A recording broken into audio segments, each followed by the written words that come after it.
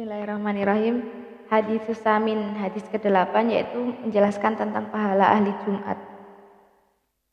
Diriwayatkan dari Ali bin Abi Thalib bahwasanya Rasulullah SAW bersabda, Yajlisu ala kulli babim minal masjidi yaumal jumu'ati sab'una malakan. Pada hari Jumat terdapat duduklah 70 malaikat di depan pintu masjid untuk mencatat nama orang-orang yang melaksanakan sholat Jumat hingga orang yang terakhir datang, yaitu ketika duduknya imam di atas mimbar.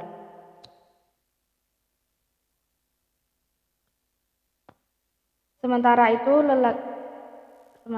laki-laki yang duduk itu tidak menyakiti siapapun di tempat duduknya dan tidak berkata selain berkata kebaikan. Itu adalah balasan kecil bagi ahli Jumat.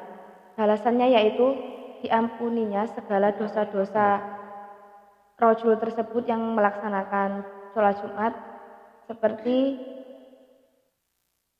mengampuni semua dosa-dosanya dari 2 Jumat yang lalu. Kama qala Allah Ta'ala,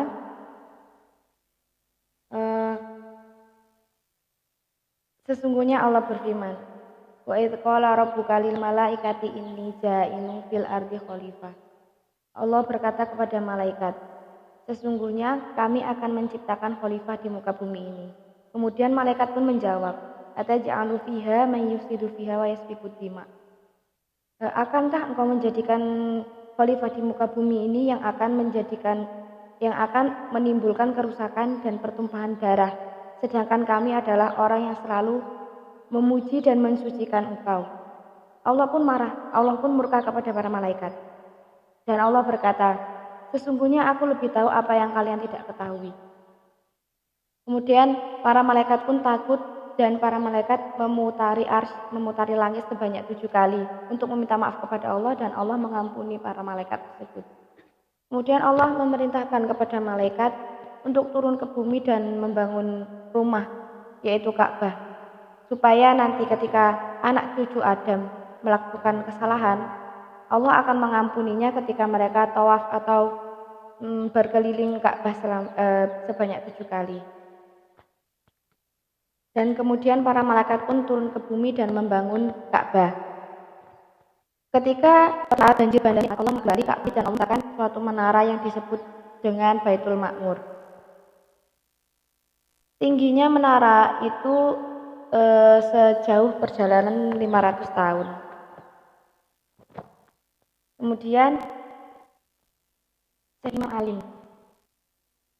Kemudian ketika hari Jumat datang, Jibril alaihi salam naik ke atas menara tersebut untuk mengumandangkan azan, dan malaikat Israfil naik ke atas mimbar untuk berkhutbah, dan malaikat Mikail mengimami sholat para malaikat.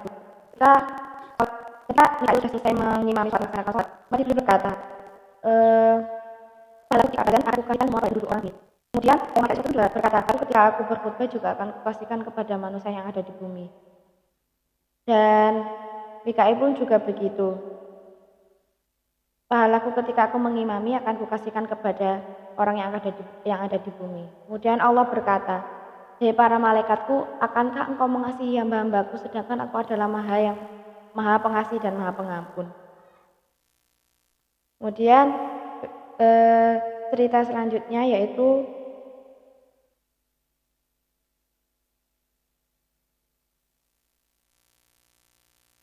haji 4 kali dalam satu bulan. Diceritakan dari Syekh Al-Imam Az-Zundusati berkata, saya telah mendengar kalau Imam Abu Muhammad bin Abdullah bin Fadl menyampaikan cerita pada beliau saat beliau mengajar.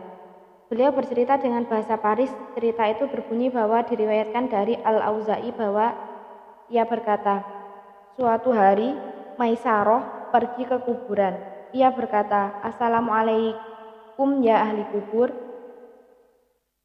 antum lana salafa wa nahnu lakum khalafa farahimahullah.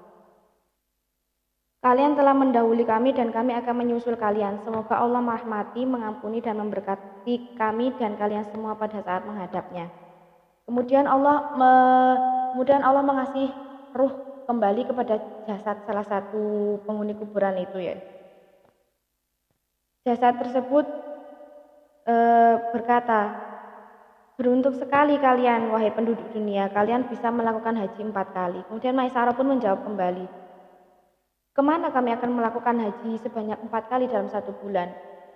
Si rojul tersebut menjawab kembali,